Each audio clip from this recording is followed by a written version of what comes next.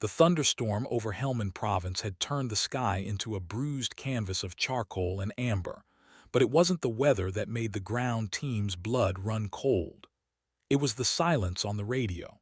For 11 minutes, the frequency had been dead, no acknowledgement, no confirmation, just the crackling static that filled the gap where a pilot's voice should have been. The SEAL team pressed against the mud brick compound wall, rounds snapping overhead, and their air support had simply vanished from the sky. Lieutenant Marcus Webb keyed his mic again, voice tight with controlled desperation. Wildfire 2-1, say status. Wildfire 2-1, how copy? Nothing. Just the hiss of empty airwaves and the distant rumble of what might have been thunder or might have been something far worse. 3 clicks north. They had 17 Taliban fighters closing in on their position, a disabled Humvee leaking fuel, and one critically wounded operator who wouldn't survive the hour without immediate extraction. The AC-130 gunship that was supposed to provide cover had been diverted to Kandahar. Their only remaining option had been the A-10 Thunderbolt II that Central Command had scrambled from Bagram, a pilot they'd never worked with before, flying a platform built in the 70s, supposedly inbound with a full combat load. But now there was only silence, the kind of silence that meant someone wasn't coming back. What they couldn't know in that moment, pressed against crumbling Afghan clay with incoming fire chewing up the courtyard behind them, was that Captain Elise Gravestone Harrow was still airborne. Barely.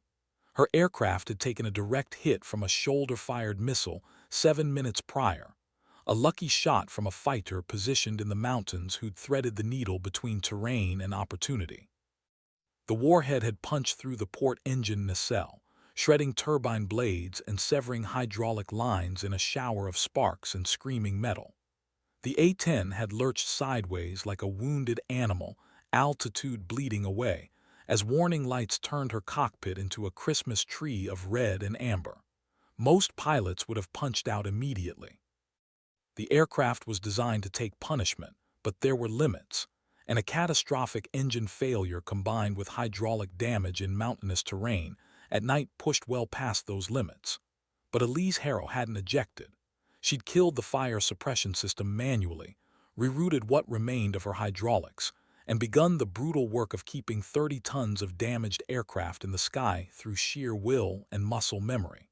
Her radio had been knocked offline in the initial impact. She was flying dark, alone, with no way to communicate and a ground team depending on her to deliver ordnance she might not be able to accurately aim. The A-10 Warthog is an ugly aircraft by design, a flying gun platform built around the GAU-8 Avenger rotary cannon, with engines mounted high to reduce infrared signature and a titanium bathtub surrounding the cockpit to keep the pilot alive when everything else fails. It's slow, ungainly, and sounds like a dragon gargling gravel when the cannon spins up. But it's beloved by ground forces because it does one thing better than anything else in the sky. It stays in the fight. Elise had logged over 800 combat hours in the platform across 2 deployments, every mission flown with the same methodical precision that had earned her the call sign Gravestone, not because she put enemies in the ground, though she certainly did that, but because of what her first squadron commander had said after watching her fly through a sandstorm to deliver close air support for a surrounded Marine platoon. Harrow doesn't quit. She's steady as a gravestone and twice as permanent. The name had stuck, and so had the reputation. But reputations meant nothing to an aircraft missing half its hydraulic pressure and flying on one engine through a thunderstorm. She dropped below the cloud deck 2 minutes earlier, emerging into the gray half-light of dusk with the Hindu Kush mountains clawing up on either side. The terrain was nightmare fuel for low-altitude flight, jagged peaks, narrow valleys, and winds that could slam an aircraft into a ridgeline before the pilot even registered the shift. Her heads-up display was flickering, airspeed indicator spinning erratically, and the stick felt like it was fighting her with every input. But through the cracked windscreen, she could see the objective, the compound where Webb's team was pinned down, marked by the faint infrared strobe only visible through her night vision goggles. Smoke was rising from their position. They were taking fire from three sides, the enemy closing in with coordinated aggression that spoke of training and planning. She had perhaps 90 seconds before those SEALs were overrun. 90 seconds to line up a gun run with an aircraft that was barely controlling, no radio to coordinate and no margin for error. If she missed, she'd kill the men she was trying to save. If she pulled up too late, she'd auger into the mountainside. And if the damaged engine finally quit entirely, none of it would matter anyway. Elise rolled the A-10 into a shallow dive, feeling the airframe shudder as she brought the nose down toward the compound. The Warthog's cannon was fixed mount, which meant the entire aircraft had to be pointed at the target. No fancy targeting pods or guided munitions for this pass, just iron sights and pilot skill.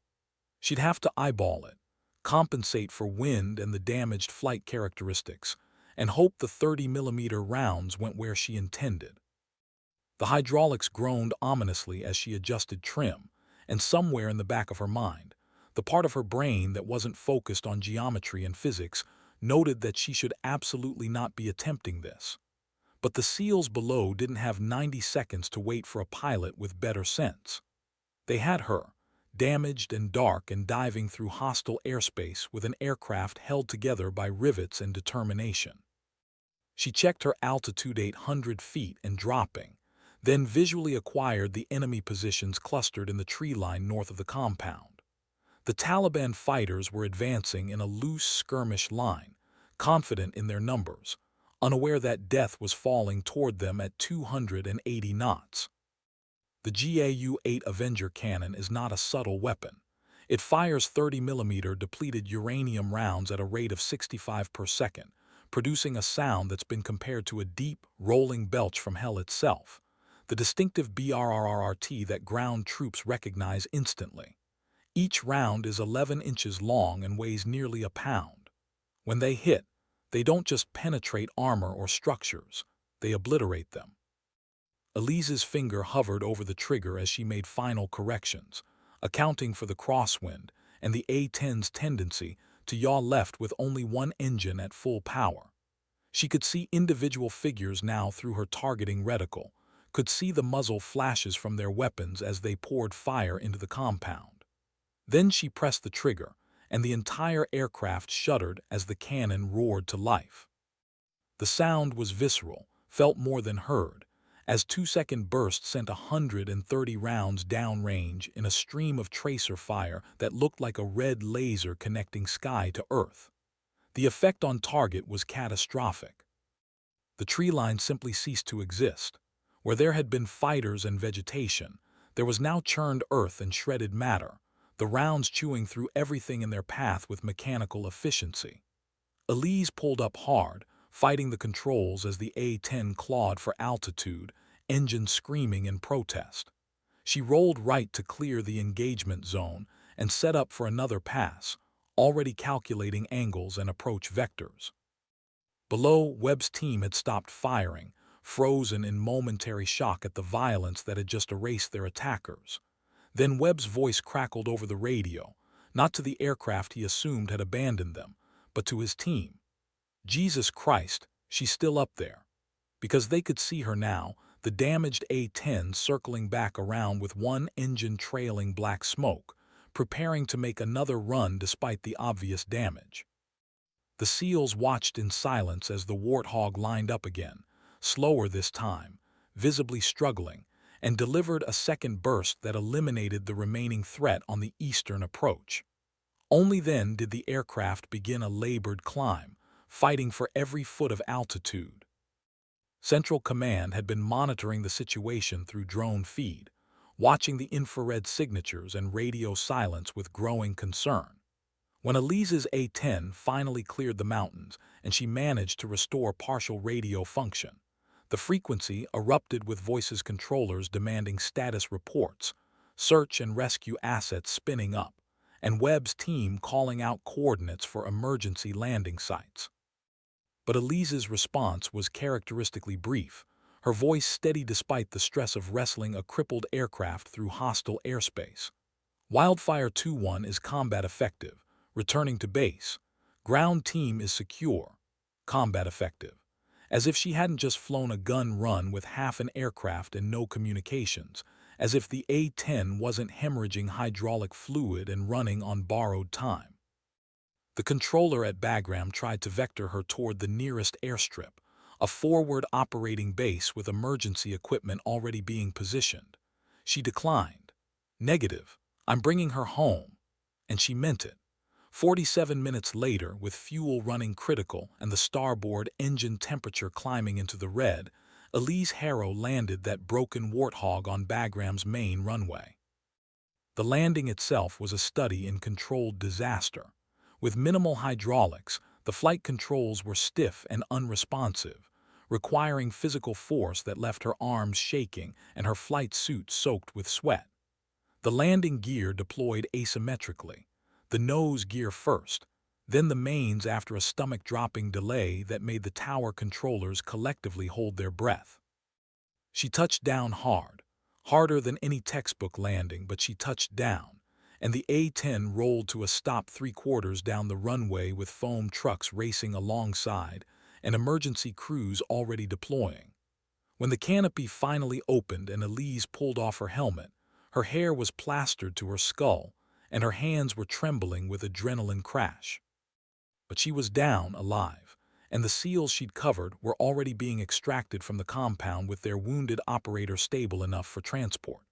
The maintenance chief who climbed up to assess the damage took one look at the shredded engine nacelle and the hydraulic lines held together by what appeared to be wishful thinking, then looked at Elise with something approaching religious awe. "Ma'am, how the hell did you fly this back?" She just shrugged, already thinking about the after-action report she'd need to file. But word was already spreading through Bagram, then through the larger military network, carried by radio chatter and classified reports, and the kind of informal communication that moves faster than any official channel. The SEALs web commanded made it their personal mission to ensure everyone knew what had happened, how a pilot they'd never met had stayed in the fight with a dying aircraft, delivered precision fire in impossible conditions, and then refused emergency landing options because she was bringing her home. Within 48 hours, the story had reached fighter squadrons across 3 continents. Within a week, it had been briefed at the Pentagon as an example of exceptional airmanship under fire. And within a month, when Elise Harrow walked into any operations center or briefing room on any base in the theater, conversations stopped and heads turned. Not because she sought recognition. She didn't, but because pilots recognized what that mission represented. She'd done what the A-10 was built to do, what its pilots were trained to do, and she'd done it when the margins for error had been measured in seconds and feet. The aircraft itself became something of a legend. The maintenance team spent 6 days pulling it apart and documenting every damaged system, every severed line, every scored surface and bent component. The engine that had taken the hit was declared a total loss, unsalvageable even for parts. The hydraulics had been operating at 14% capacity when she landed, barely enough to move the control surfaces, nowhere near enough for safe flight by any reasonable standard. The flight data recorder showed she'd been pulling G-forces that should have torn the damaged structures apart, making control inputs that should have been impossible with that level of hydraulic failure. The engineers who reviewed the data kept coming back to the same conclusion. Mathematically, aerodynamically, by every reasonable metric, she shouldn't have been able to fly that aircraft back. But she had. When they asked her about it, she gave them the same answer she'd given the maintenance chief. The aircraft still had fight left in it. So did I. It was the kind of statement that sounded simple until you understood what it meant. The hours of training, the intimate knowledge of the platform, and the sheer determination to complete the mission regardless of personal risk. The SEALs sent a bottle of bourbon to her squadron with a note that simply read, "Gravestone flies for real." It became the stuff of ready room legend, the kind of story that gets told to new pilots as an example of what's possible when skill meets determination. But for Elise, it was just another mission, another entry in her logbook, another night of trying to sleep while her mind replayed every decision, and wondered what she could have done better. That was the thing about pilots like her. The mission was never quite good enough, the execution never quite perfect enough, and the bar was always set just beyond reach. It's what made her exceptional. It's also what made the quiet moments difficult when the adrenaline faded and she was alone with the weight of responsibility and the knowledge that next time, the margins might not be there at all. But she didn't talk about that part. She showed up for the next briefing, studied the next mission folder, and climbed back into the cockpit when her name came up on the flight schedule. Because that's what pilots do.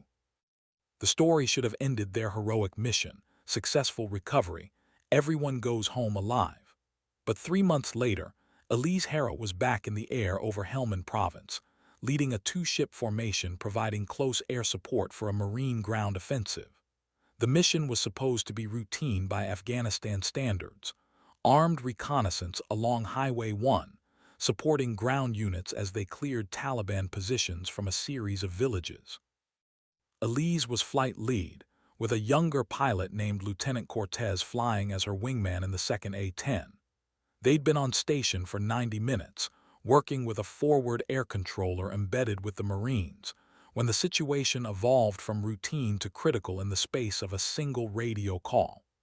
The FAC's voice came through tight and professional, but underneath the training, you could hear the stress. Wildfire, be advised, we have troops in contact, multiple casualties, requesting immediate close air support. Danger close, repeat danger close. Danger close meant the enemy was within 600 meters of friendly forces, close enough that any ordnance had to be placed with surgical precision or risk killing the men they were trying to save. Elise acknowledged the call and rolled into position, scanning the terrain below through her targeting pod. The village was a maze of mud brick compounds and narrow alleys, with the Marines pinned down in a defensive position at the southern edge, while Taliban fighters maneuvered through the buildings to the north. The FAC marked the target with a laser designator, and Elise could see the infrared sparkle on her display. The building where enemy fighters were concentrated, less than 200 meters from the Marine position. Too close for bombs, too close for missiles. This would have to be a gun run, and it would have to be perfect. She talked Cortez through the setup, voice calm and methodical over the radio. Wildfire 2, I'm in from the west, 30-degree dive angle. You hold high cover and be ready to roll in on my mark. Cortez acknowledged, and Elise pushed the A-10 into her attack run. The Warthog descended through 2,000 feet, Elise making constant adjustments as she lined up the shot. Below, Marines were calling out bearings and distances, their voices crackling with urgency. She armed the gun, checked her pipper placement, and refined her approach until the reticle was precisely where it needed to be. Then everything went wrong. A second missile, another shoulder-fired weapon, this time launched from a position the intelligence briefing had missed entirely, streaked up from the village and detonated 20 feet from her aircraft. The blast wave hit the A-10 like a hammer, rolling it inverted and sending it tumbling out of controlled flight.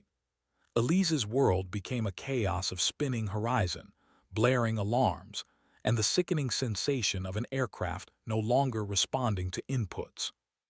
Training took over. She fought the controls, killed the roll with opposite aileron, and forced the nose down to build airspeed and regain authority. The A-10 shuddered, stabilized, and she pulled it level at 800 feet, but the damage was immediately apparent. Both engines were running rough, fluctuating between normal and reduced power.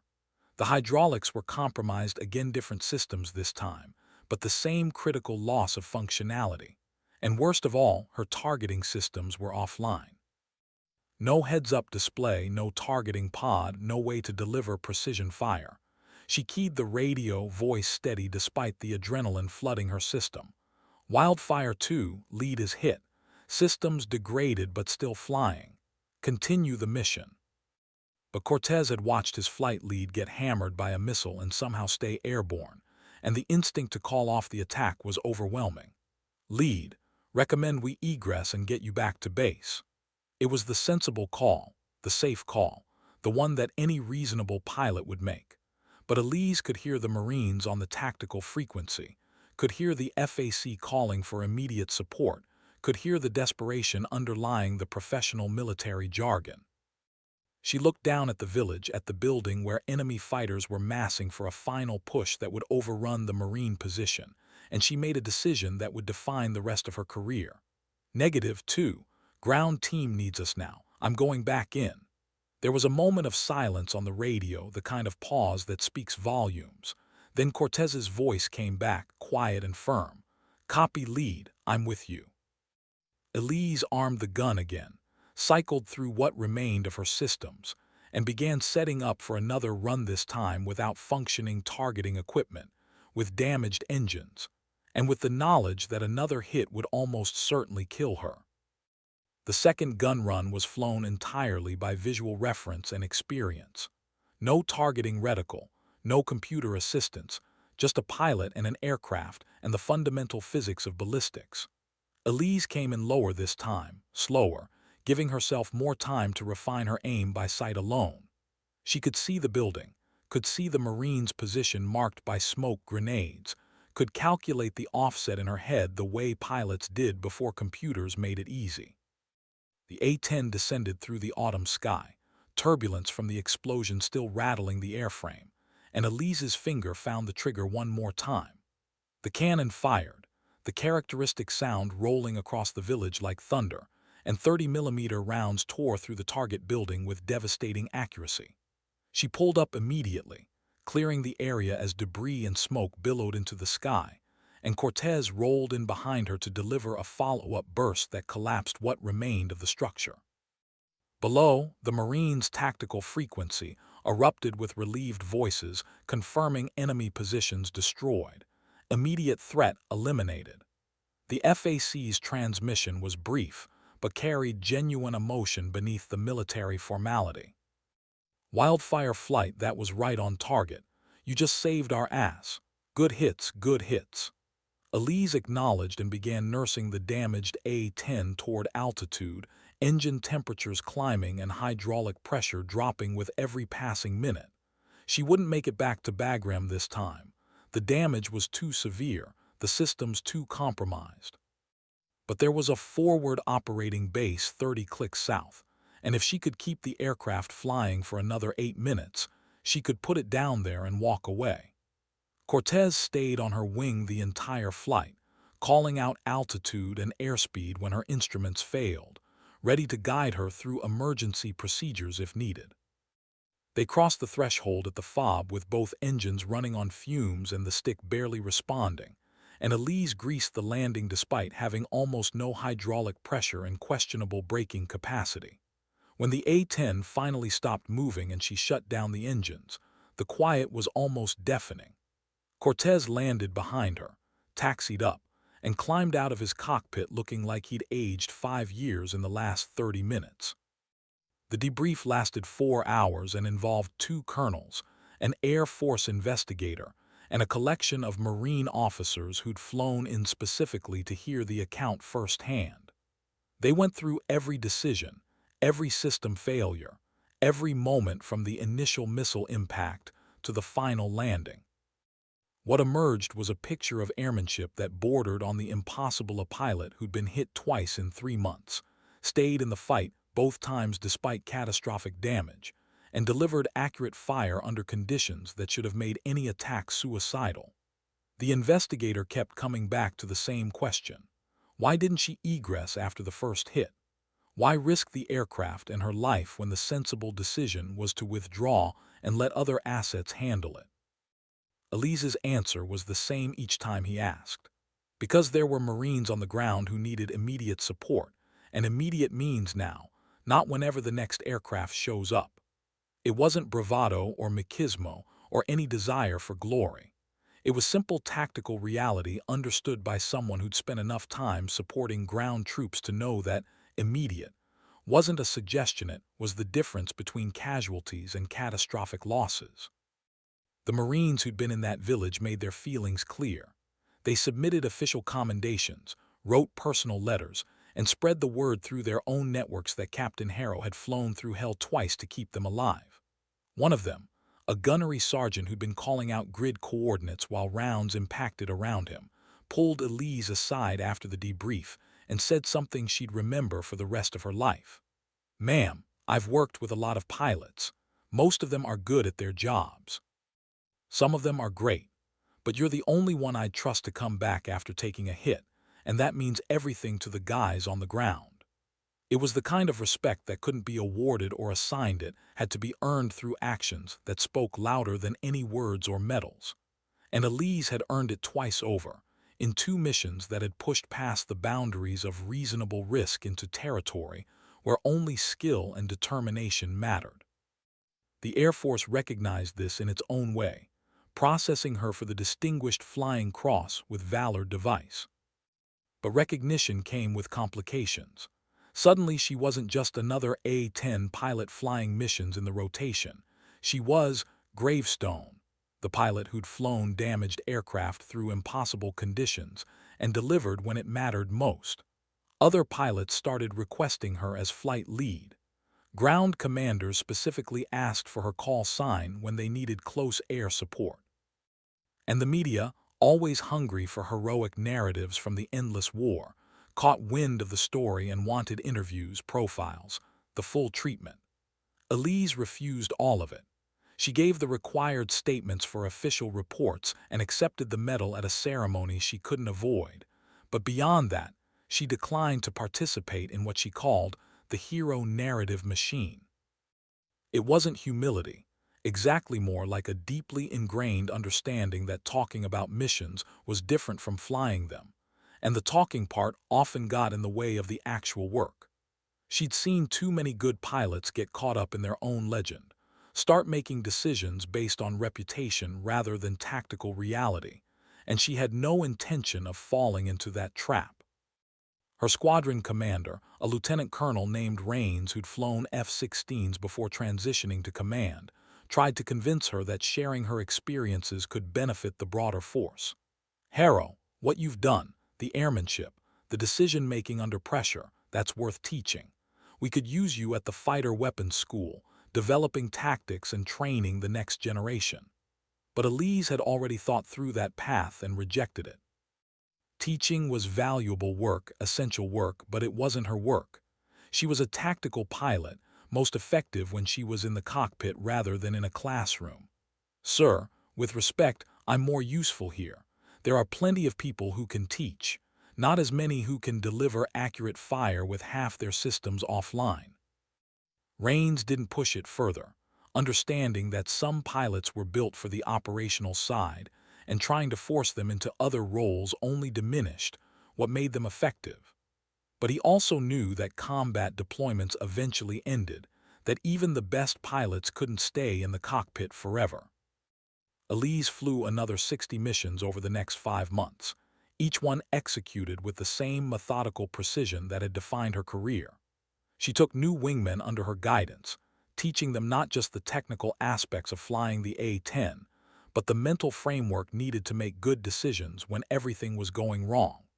She emphasized systems knowledge, knowing your aircraft so intimately that you could troubleshoot failures by sound and feel. She stressed communication with ground forces, understanding that close air support wasn't about impressive flying, but about putting ordnance exactly where it needed to be when it needed to be there. And she taught them about calculated risk, about the difference between courage and recklessness, about knowing when to push past the comfortable margins, and when to recognize that discretion was the better part of survival. The pilots who flew with her absorbed these lessons like they were learning a foreign language, one that could only be spoken fluently through experience. But that made all the difference between being adequate and being exceptional. When her deployment finally ended and she rotated back to the States, there was a moment at the goodbye formation where the entire squadron stood at attention, and the Marines she'd supported sent a delegation to present her with a unit coin and a flag that had flown over the FOB. The commanding officer, a colonel who'd coordinated dozens of close air support missions, gave a speech that managed to be both formal and deeply personal. He talked about what it meant to know that when you called for air support, the pilot who answered would stay in the fight no matter what. He talked about the trust between air and ground forces, how it was built through repeated actions rather than promises, and how Captain Harrow had demonstrated that trust in ways that transcended normal operational parameters. When he finished, the Marines rendered a slow salute, something they didn't do lightly, something reserved for moments that warranted that level of respect. Elise returned the salute, standing ramrod straight in her flight suit, and for just a moment allowed herself to feel the weight of what she'd accomplished. Back at her home station, life returned to something resembling routine training flights, administrative duties, the grinding paperwork that filled the gaps between actual missions. But the reputation followed her, carried by pilots who deployed with her and by the formal recognition in her service record. When new lieutenants reported to the squadron, they inevitably heard the stories during their initial briefings. Some of it was embellished in the retelling, details growing more dramatic with each iteration, but the core remained true.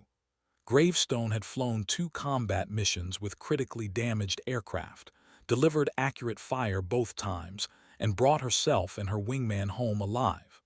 That reality couldn't be exaggerated because it didn't need to be. The facts were impressive enough on their own.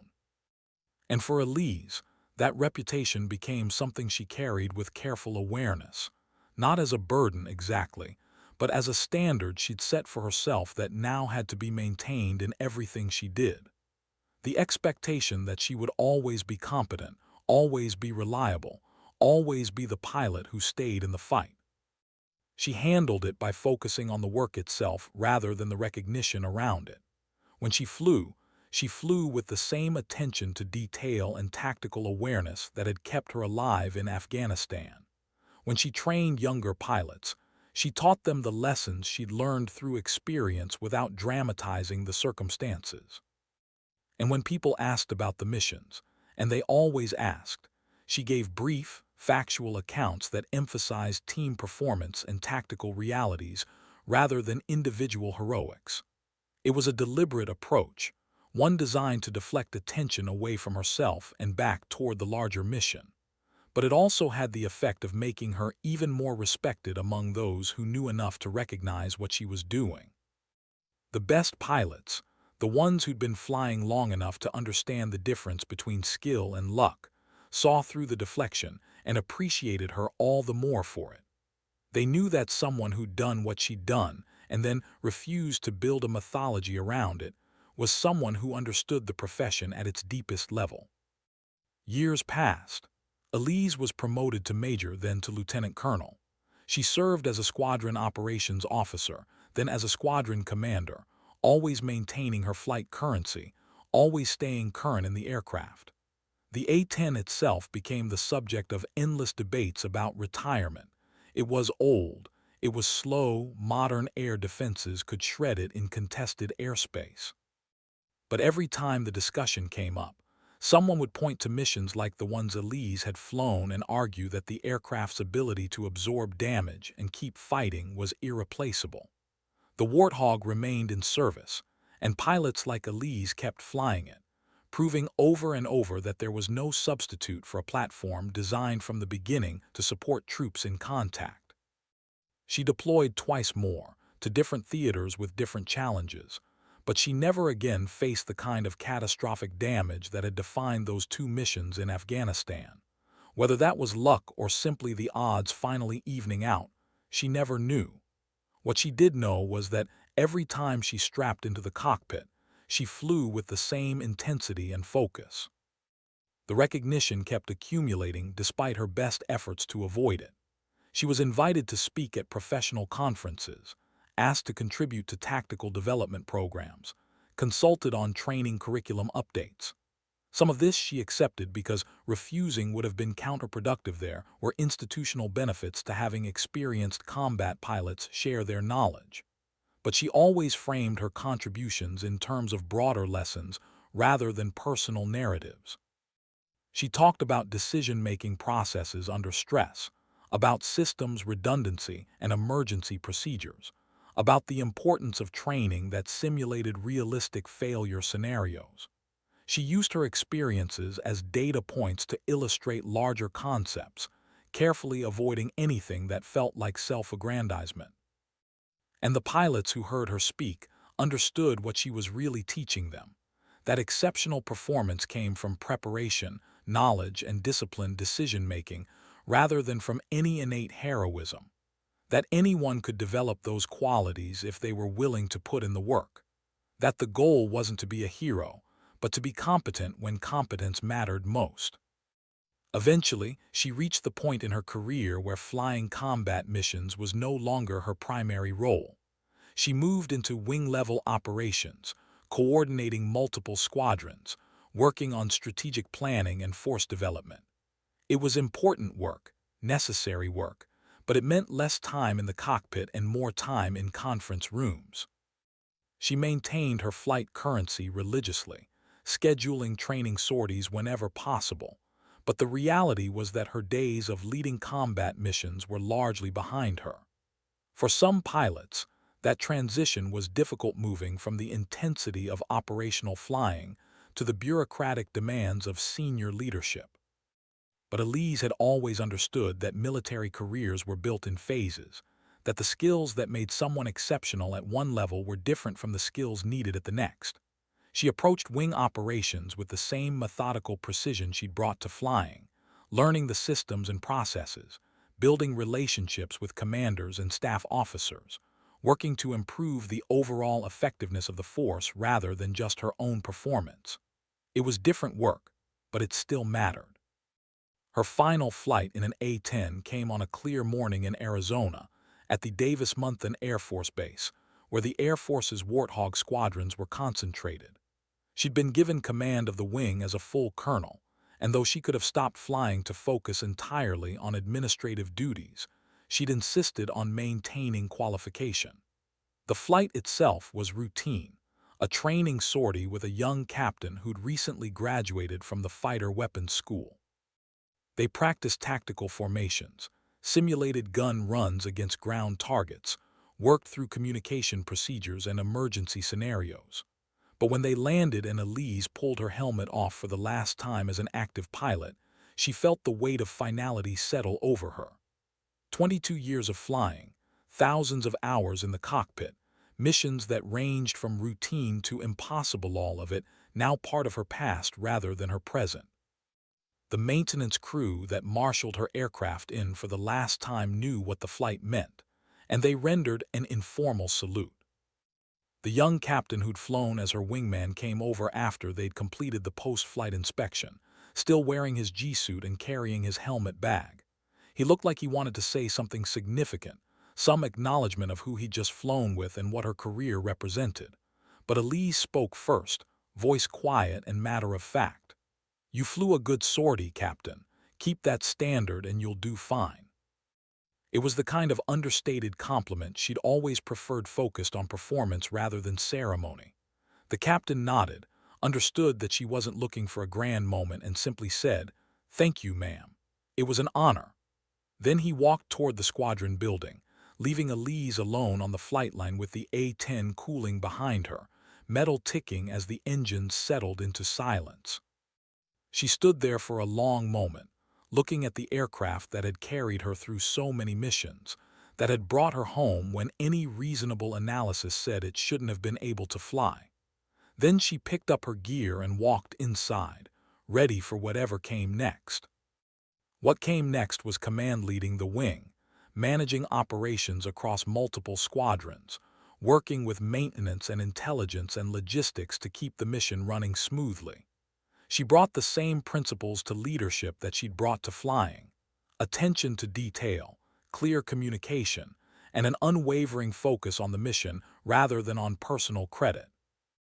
The wing performed exceptionally under her command, deployment readiness improved, and pilot retention stayed high because people wanted to work for a commander who understood the operational side rather than just the administrative requirements. But Elise knew that eventually, her time in uniform would end. She'd already decided she wouldn't stay in past her current assignment, better to leave while she could still contribute than to hold on until she became an obstacle to younger officers who needed command opportunities. She'd served for over 2 decades, flown in combat, led at multiple levels, and taught countless pilots. That was enough, more than enough. She'd done what she'd set out to do when she first put on the uniform, and she'd done it with a level of competence that spoke for itself. The retirement ceremony was scheduled for a Friday afternoon in June, held in one of the wing's hangars with an A-10 positioned as a backdrop. The guest list included current and former squadron members, the Marines she'd supported in Afghanistan, fellow pilots from across the Air Force, and a collection of senior officers who'd worked with her over the years. Elise had tried to keep it small and understated, but the Air Force had other ideas. This was a chance to recognize not just her service, but what she represented about the profession. The ceremony followed the traditional format: speeches from senior officers, the reading of citations and awards, the formal presentation of the flag and retirement certificate. But what made it memorable was when Lieutenant Colonel Cortez, who'd been her wingman on that second mission in Afghanistan, and who'd stayed in touch over the years, stepped up to speak. He talked about what it meant to fly with someone who'd taken a missile hit and still pressed the attack, about the lesson in leadership and commitment that single mission had taught him, about how he'd spent the rest of his career trying to live up to that standard. Then the Marines came forward. There were 3 of them, all in dress blues, led by the same gunnery sergeant who'd been calling coordinates from that village years ago. He'd made sergeant major since then, career progressing in parallel with Elise's, and he carried a shadow box containing the unit coin they'd given her when she deployed, the campaign medal from that deployment, and a photograph taken from drone footage showing her damaged A-10 making a gun run over their position. He presented it with a short speech that was blunt and heartfelt in the way only Marines could manage. "Ma'am, most pilots we work with are good at their jobs. They show up, deliver ordnance, and go home. But you came back when you were damaged, when you should have egressed, when any sane person would have called it a day. You came back because we needed you, and that's the difference between doing your job and being exceptional at it. The Marines in that village are alive because of decisions you made in a cockpit with alarms screaming and systems failing. We don't forget that. We never forget that." The hangar was silent when he finished. Elise accepted the shadow box, shook hands with each of the Marines, and then stepped to the microphone for her own remarks. She'd written and rewritten the speech a dozen times, trying to find words that would adequately express what she wanted to say without falling into clichés or false modesty. What she finally settled on was direct and honest, reflecting the approach she'd taken to everything else in her career. "I've been fortunate to fly with exceptional people, and to serve alongside men and women who understood what the mission required. The recognition I've received belongs equally to every crew chief who kept aircraft flying, every wingman who covered my 6, every ground team who trusted us to deliver accurate fire when their lives depended on it. Flying is a team effort, and I was lucky enough to be part of teams that refused to accept anything less than excellence. The missions people remember, the ones where things went wrong and we still found a way to complete the objective, those weren't heroic moments. They were the result of training, preparation, and teamwork applied under pressure. Anyone with proper training and support could do what I did." But the pilots in that hangar knew better. They understood that while training and preparation were necessary, they weren't sufficient, that there was something else required to fly through catastrophic damage and deliver accurate fire, something that couldn't be taught in a classroom or practiced in a simulator. It was a combination of skill, determination, and a fundamental refusal to quit that defined the very best pilots. And Elise Harrow had demonstrated those qualities when it mattered most. After the ceremony, as people mingled and shared stories, a newly commissioned lieutenant approached Elise with the kind of nervous respect that young officers reserve for legends. "Ma'am, I'm reporting to an A-10 squadron next month. Do you have any advice?" Elise thought about it for a moment, then gave the same answer she'd given to countless other young pilots over the years. "Learn your aircraft inside and out. Trust your training. Take care of your wingman. And remember that the mission isn't about you. It's about the people on the ground who are counting on you to be there when they need you." The lieutenant nodded seriously, clearly trying to memorize every word, and Elise recognized herself in that earnest attention. The younger version who'd believed that if she just worked hard enough and flew well enough, she could make a difference. She had made a difference, more than she'd probably ever fully realize. But standing in that hangar surrounded by the people she'd served with, she wasn't thinking about legacy or recognition.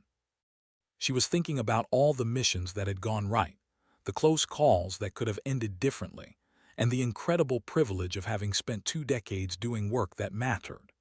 The A-10 behind her represented all of that, the platform that had brought her home twice when it should have failed, that had allowed her to support ground forces when they needed it most, that had been the tool through which she demonstrated what competent, determined airmanship looked like under the worst conditions. It was just a machine, rivets and metal and systems, but in the right hands it had been so much more.